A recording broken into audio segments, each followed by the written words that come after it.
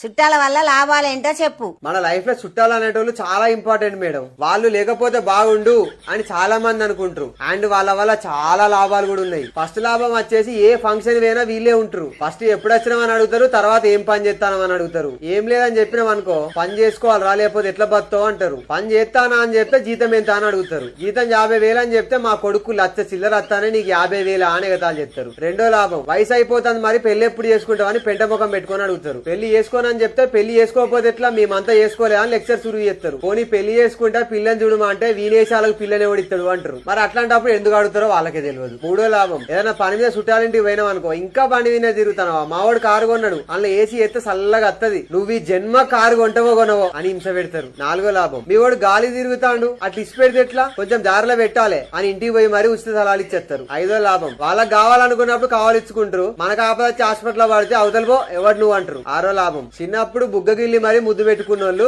పెద్ద అయినాక నువ్వు చాలా మారిపోయినవరా అని గుండెని గుచ్చే మాటలు అంటారు. ఏడో లాభం, వాళ్ళు మన ఇంటికి వస్తే మన మంచం వాళ్ళది, మన టీవీ రిమోట్ కూడా వాళ్ళదే, ఆఖరికి మన చార్జర్ కూడా వాళ్ళదే, లాస్ట్ కు మనమే బుచ్చపుల్లం అయితే. ఎనిమిదో లాభం, చీరో జాకెట్ పెట్టకపోతే పెట్టలేదు అంటారు. సరే ఉన్న దాంట్లో ఏదో కట్టపాడి పెడితే చాలా చీపుగా ఉన్నది చిల్లర ఉన్నదని ఊరంతా సాటింపు చేస్తారు. తొమ్మిదో లాభం, చుట్టాలు ఇంటికి వస్తే అప్పు చేసైనా సరే వాళ్ళకు చికెన్ మందు రాచ మర్యాదలు చేయాలి.